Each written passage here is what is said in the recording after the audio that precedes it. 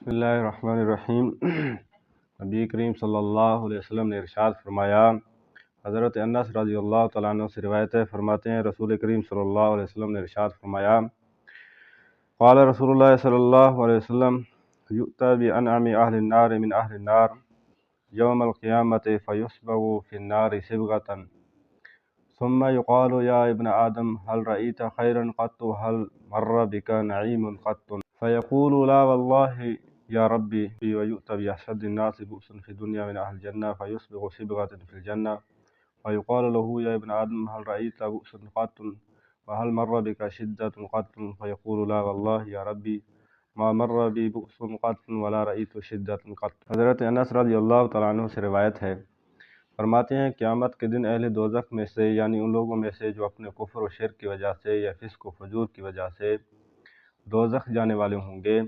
ایک ایسے شخص کو لایا جائے گا جس نے اپنی زندگی نہایت عیش و آرام کے ساتھ گزاری ہوگی،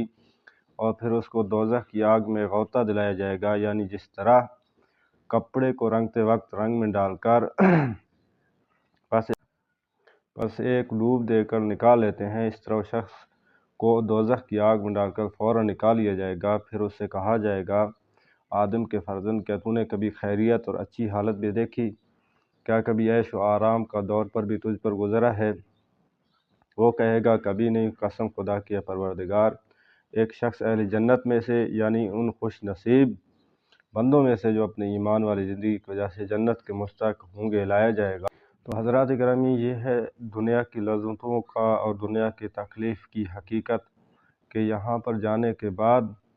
جب انسان اس دنیا سے چلا جاتا ہے اور دوزخ کی سختیوں کو دیکھتا ہے اپنے گناہوں کی وجہ سے، کہ یہاں انسان جتنا بھی عیش پرست ہو، جتنا بھی اس کو راحتیں سکون حاصل ہو، لیکن اپنی گناہوں کی وجہ سے اگر جہنم میں چلا گیا تو ایک پل بھر میں وہ اپنی تمام تر عیش پرستیاں بھول جائے گا۔ اسی طرح کوئی دنیا میں کتنے بھی یہاں مصیبتوں مشقتوں میں تکلیف میں مبتلا ہو، تو جنت میں ایک غوطہ لگانے کے بعد یعنی ایک چکر لگانے کے بعد اپنی تمام تر دنیا کی تکالیف اور مصائب کو بھول جائے گا۔